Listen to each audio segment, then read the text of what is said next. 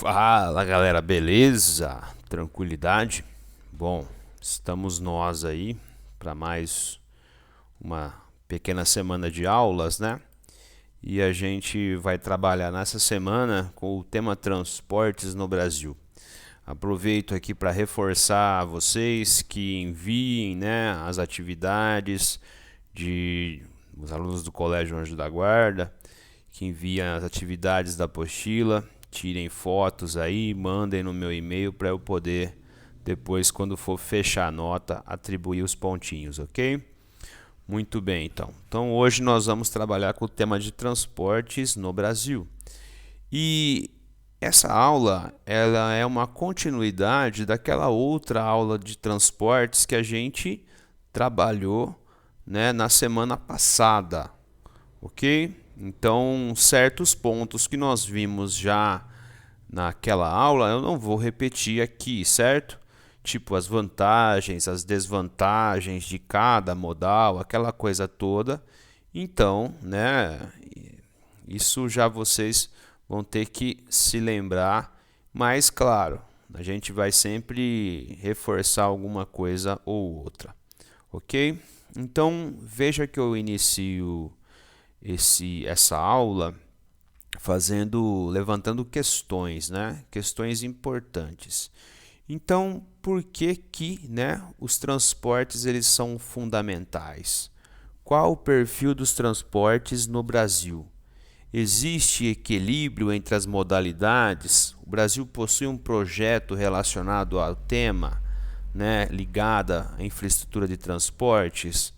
A política de transportes leva em conta as características e potencialidades geográficas e naturais do Brasil? Então, né, respondendo a essas questões, os transportes eles são fundamentais porque eles conectam os lugares. Eles conectam os lugares, eles fazem com que as regiões possam dialogar, os estados, as cidades, né?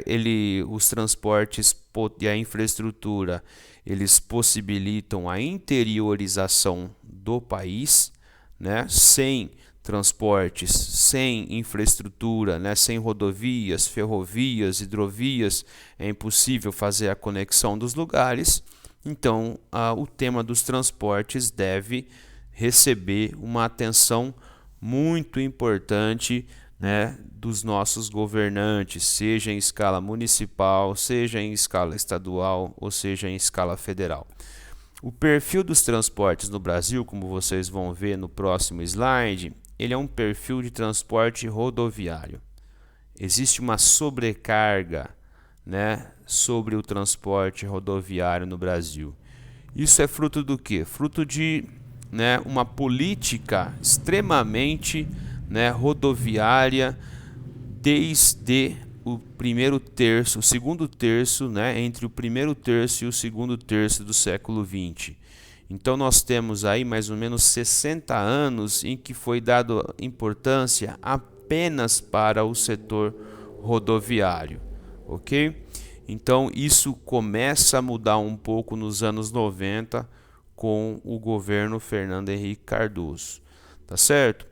E nós vamos ver aí que nem sempre, né, por ter esse excesso de política rodoviária, nem sempre, né, nós aproveitamos as potencialidades naturais do Brasil, como as hidrovias, né, seja as hidrovias fluviais ou as hidrovias marítimas.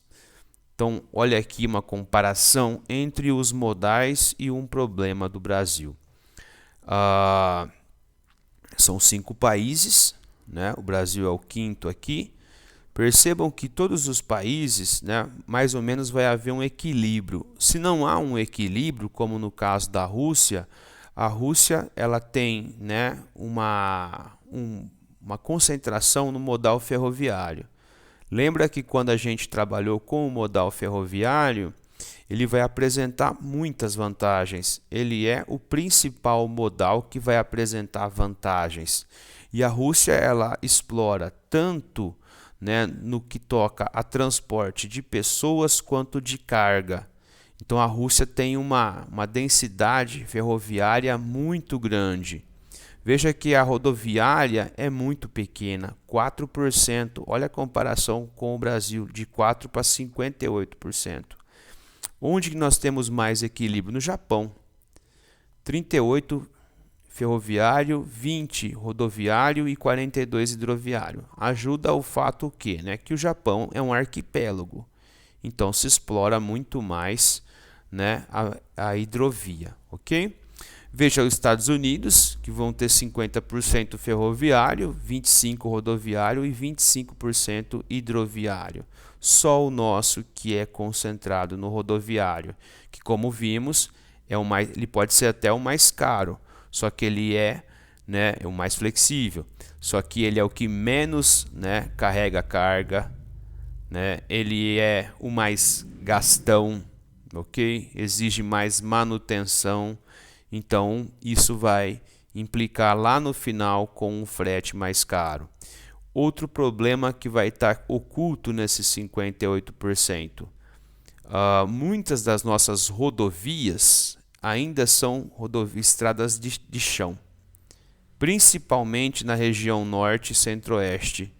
Então, são rodovias sem lá muita qualidade. Essa é uma foto da Transamazônica, a polêmica rodovia, né, construída no governo militar. Veja aqui a matriz como ela é hoje e como ela deveria ser, para ser mais equilibrada. Então, a rodoviária deveria sair de 58 para 33, a ferroviária de 25 para 32 e a aquaviária deveria dar um grande salto, de 12 para 29, certo? E isso faria também com que menos emissões de CO2 seriam lançadas na atmosfera. Diminuiria de 39 para 31 milhões de toneladas de CO2. Então, qual que é o desafio dos governos aí, dos diferentes governos, principalmente o federal, né, que tem que pensar uma política em escala nacional, trazer um equilíbrio entre as modalidades, investimento, né? E aqui a gente sabe que o papel do Estado, atualmente, no que toca a essa temática, é abrir para a iniciativa privada, né? Privatizar rodovias, fazer concessões. Então, a privatização seria uma saída em que o Estado, né, gastaria menos e teria mais rapidamente mais infraestrutura preparada, certo? Isso vem acontecendo desde os anos 90, quando o governo Fernando Henrique Cardoso, né, deu início à privatização de rodovias, de ferrovias, né? Então, destaca-se isso, né? Então, como eu coloco para vocês aqui, da segunda metade do século XX até o governo Itamar, o Estado, né, é que geriu, construiu infraestrutura, né? Vias. Depois dos anos 90, nós temos a abertura para a iniciativa privada. Comecemos nossa análise dos modais no Brasil, né? O transporte ferroviário. Atualmente, o transporte ferroviário ele, né, está sob domínio da iniciativa privada. Atualmente, posso lançar um número sem medo de errar, que de 90% a 95% do que se transporta em trens, né, são grãos. Grãos ou minérios, ok? Então, oh, meu Deus. Retomando aqui então, galera, eu tive que dar um pause aqui, que eu estou na minha sala e chegou visita, então eu tive que dar uma paradinha. Mas retomando, né, como eu estava falando, o transporte ferroviário ele teve início na nossa história com o ciclo do café. Quando houve, né, o café, ele interiorizou, né, no estado de São Paulo. Ele adentrou o interior e era necessário ter um meio, né, um veículo de transporte, um meio de comunicação aqui rápido, né? Então foi pensado a solução ferroviária e com o investimento da iniciativa privada. Então, as primeiras companhias, né, ferroviárias do nosso país, do nosso estado principalmente, eram companhias privadas. Então, e muitos fazendeiros, muitos cafeicultores tinham ações nessa empresa privada. Então, isso foi até mais ou menos a década de 30, quando o Estado ele meio que vai estatizar, né, vai assumir, né, o modal, e por conta, né, de prioridade do transporte rodoviário a partir dos anos 20, cada vez mais o transporte ferroviário foi sendo sucateado e ele passou a ser subaproveitado, ok? Então, vocês devem estudar em história, né?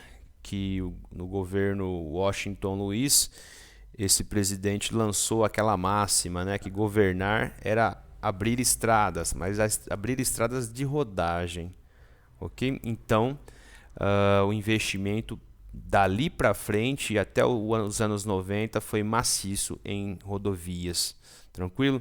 Então, fechando esse slide, né, o papel atual do transporte ferroviário é escoar commodities, ou grãos, ou minérios. Aí em Taquaritinga passa, né, uma linha de trem e o que passa, o que está sendo transportado ali? Soja, principalmente soja, ok? Veja aqui as linhas no Brasil, a densidade de ferrovias, só que eu coloco para vocês uma flecha aqui. Então, essa linha verde que a apostila traz para a gente, essa linha verde ela é de ferrovias que estão ou em construção ou estão planejadas. Elas não foram terminadas. A Ferro Norte, a Ferrovia Norte-Sul, a Ferrovia Leste-Oeste, certo? Então, essas ferrovias elas não estão preparadas, elas não estão prontas, elas estão sendo construídas ou ainda estão sendo, né, ou ainda estão em projeto, tá? Mas veja que interessante, se a gente pudesse tirar essas linhas, a gente ia perceber que ia virar um vácuo aqui no Centro-Oeste Norte. Então percebam como que elas estão sendo criadas para integrar definitivamente, né, o Sudeste com o Centro-Oeste e o Norte, o Centro-Oeste com o Norte, o Centro-Oeste com o Norte, o Centro-Oeste com o Leste, ok? Então isso, né, tem toda ali um planejamento para preencher esse vácuo. Veja essa comparação. Um vagão tem capacidade para transportar o que 3,5 caminhões transportam. Então, logo um trem com 80 vagões corresponde a 280 caminhões. Então, isso representa economia, né? O trem gasta menos, lança menos CO2 na atmosfera do que 280 caminhões. Então, depois da greve do ano passado, ano retrasado, né, teve a greve dos caminhoneiros. Então, com essas paradas aí, a gente fica até meio perdido no tempo. Foi um ano retrasado e colocou-se aí como urgente uma alternativa, né, ao transporte rodoviário para não ficar, né, concentrado num modal só. Quais são os principais problemas das ferrovias nacionais? Então nós temos ainda pouco investimento no setor, não transporta passageiros, né, só transporta carga. Bitolas, aquelas linhas, né, elas não são padronizadas, então tem algumas bitolas maiores, outras menores, e isso impossibilita uma continuidade entre os ramais. O que vai acontecer no Brasil, como vocês viram aqui, ó? São empresas que detêm essas linhas, então às vezes não há uma continuidade entre uma e outra. Então deveria haver uma padronização para que isso pudesse ter uma continuidade, né? Então precisa de mais investimento. No transporte rodoviário, passando para o próximo, que é o transporte rodoviário, falamos, né, que ganhou força a partir dos anos 20 e depois, sobretudo, com o JK dali para frente, com o governo militar. Então, né, tivemos uma explosão de linhas rodoviárias.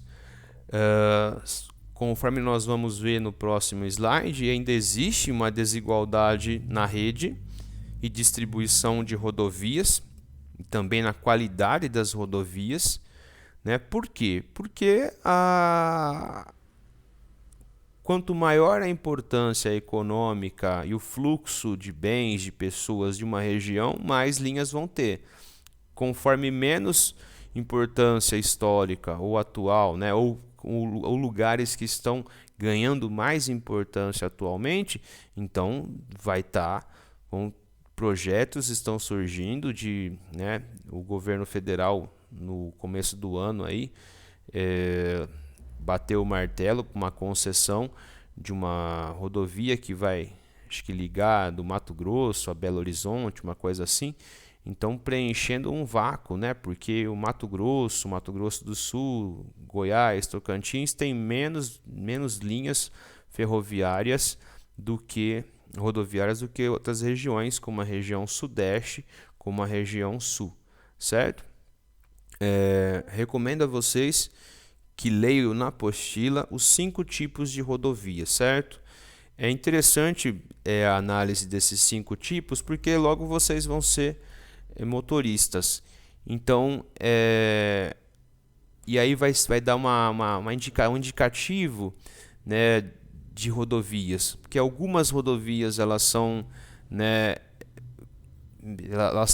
elas são longitudinais, ou seja, elas vão ter uma direção norte e sul. Outras rodovias elas vão ser latitudinais, o sentido é oeste-leste. Algumas rodovias vão ser de ligação, outras rodovias vão ter como um centro de saída Brasília, ok? Então, né, recomendo que vocês vejam aí na página 85 os 5 tipos de rodovia. Transporte fluvial.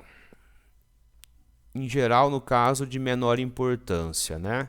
Então, por que o transporte fluvial ele não recebe tanta importância no nosso país? Porque o principal eixo navegável, pensando, né, o transporte pelos rios, o principal eixo de navegação que potencializa a navegação é um eixo que não tem uma importância econômica tão grande, que é a região norte.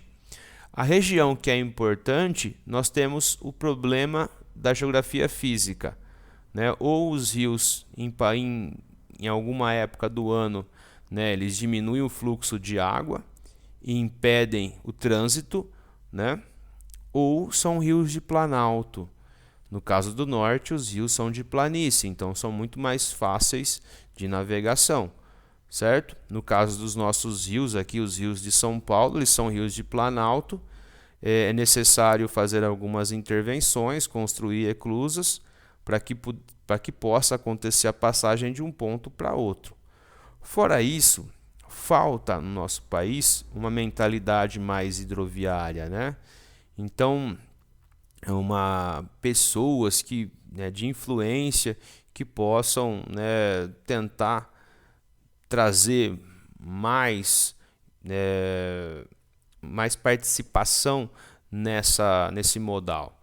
Então temos pouco, né? O fluxo é muito pouco. Além de que há precariedade de portos fluviais, há precariedade, né, de aparelhagem desses portos. Então, né, por isso que ele apresenta uma menor participação em geral. E sempre, né, quando participa transportando primários. Vejam os rios, né, as bacias aqui. As 3 flechinhas indicam 3 áreas importantes, 3 fluxos importantes. A bacia amazônica, a do São Francisco, que enfrenta um problema, né, da diminuição de águas, do assoreamento do rio, a construção da usina, que vai afetar a dinâmica natural do rio. E aqui, né, a nossa bacia do Paraná, que o Tietê faz parte. O Tietê é uma hidrovia que se usa muito aqui no nosso estado, tanto que ela chama Hidrovia Tietê-Paraná, ok? Mas para poder ter uma continuidade foram construídas eclusas. Quanto ao transporte marítimo, né? As condições naturais do Brasil são muito boas, né? A posição brasileira, acidentes geográficos que potencializam a construção de portos, nós não temos problemas muito meteorológicos, não temos neblina, nós temos um amplo litoral, né? Só que há, né, também aqui no caso um subaproveitamento. Antigamente existia o transporte de cabotagem, que era um transporte pelo litoral, né, fazendo o caminho do litoral. Esse transporte foi abortado, foi descartado desde os anos 90. Então, apenas o transporte marítimo é o transporte internacional, né? Ou transporte, ou poucas vezes de um porto a outro, né? Às vezes mais para cruzeiros, as coisas que está aumentando muito atualmente, certo? Então, é uma modalidade que precisa de bastante investimento e, né, a abertura para a iniciativa privada seria interessante. Na apostila aponta que companhias que, né, administram portos, a maioria esmagadora são de companhias estatais. Então, são companhias que dependem de investimento do Estado ou dos estados. Então, a saída, como muitos economistas dizem, né, seria abrir para a iniciativa privada. Então, assim, nós teríamos mais investimento, né? Sairíamos de um precário aparelhamento, né? Poderíamos ter mais investimento, mais possibilidades, ok? E como nós vamos ver aí, os principais produtos que saem dos nossos portos brasileiros também são produtos primários. Veja, né, os corredores de exportações e os principais produtos escoados. Então, né, primários, né, primários. Somente aqui em Santos e Rio de Janeiro nós temos os corredores de exportação com manufaturas. Do resto, sempre temos, né, primários, ou açúcar aqui, que representa também um produto industrializado. Portos especializados em algum produto, né, o Santana do Amapá com o manganês, o Itaqui minério de ferro de Carajás, o Porto de Itaqui, né, despacha o minério de ferro brasileiro para o mundo, minério de ferro de Carajás, no Rio Grande do Norte com sal, Tubarão com ferro, Sepetiba, ferro e carvão, São Sebastião, petróleo, Corumbá, um porto fluvial, certo, do Rio Paraguai, minério de ferro, e Imbituba ou Henrique Lages, despachando carvão mineral. Por último, o transporte aéreo, né? Podemos dizer que nos últimos anos o transporte aéreo aumentou. Talvez o auge do transporte aéreo foi até os anos de 2013 e 2014, quando mais pessoas conseguiram, né, viajar de avião no Brasil. Depois veio a crise e a crise, né, afeta esses números, né? Nós vivemos aí numa crise desde 2014, 2015 mais ou menos. Então, né, menos pessoas têm conseguido viajar. No que toca a passageiros, o transporte aéreo, né, no Brasil, ele vai transportar de 2 a 3% dos passageiros do país. A carga, então, é menor ainda, menos de 0,5%, né, mais ou menos 0,5%. Então, e interessante de chamar a atenção que atualmente, né, o nosso transporte aéreo ele está mais aparelhado, porque no final dos anos 90, começo dos anos 2000, né, a precariedade ela era gritante e essa precariedade ela implicou muitos acidentes aéreos, muitas tragédias, né? Então faltava recurso para investimento, sobretudo em aparelhamento, em controle de tráfego aéreo, em melhorias infraestruturais dos portos, dos aeroportos. Então, houve um investimento maciço, né, do governo federal, houve a privatização de aeroportos, de vários aeroportos, e principalmente porque o Brasil, né, ele sediou 2 eventos internacionais, né, de muita importância, que seria a Copa do Mundo e as Olimpíadas. Então, todas as cidades que receberam aí jogos de Copa do Mundo, né, distribuídas pelo Brasil, pelas regiões do Brasil, tiveram investimentos em aeroportos dos lugares ou aeroportos de cidades próximas, né, ou cidades do estado. Então, boa parte dos nossos aeroportos foram privatizados ou, né, cedidos para a iniciativa privada tomar conta, ok? Talvez acho que o único grande aeroporto brasileiro que ainda pertence à Infraero, que é uma empresa estatal do setor da aviação, seja Congonhas. Veja a última imagem do transporte aéreo, ok? Então, nessa imagem o transporte de cargas, então veja, né, que o Sudeste, São Paulo principalmente, é o estado que mais vai apresentar transporte de cargas e o de passageiros. Então, Sudeste apresentando a maior fatia do transporte de passageiros. Do resto, Brasília, algumas cidades nordestinas, como, né, da Bahia, do Guararapes em Pernambuco, ok? Então é isso aí, galera. Então recomendo que vocês façam aí a leitura da apostila. Digo a vocês que esta aula foi desdobrada, porque o título dela completo é Transportes e Telecomunicações. Eu achei que a aula ficaria gigantesca. São 2 temas que podem ser trabalhados separados, ok? Então, né, visando aí vocês terem um pouco mais de tempo, eu desdobrei, separei, e telecomunicações vão ser trabalhadas na próxima aula, tá certo? Então um abraço a vocês e até a próxima.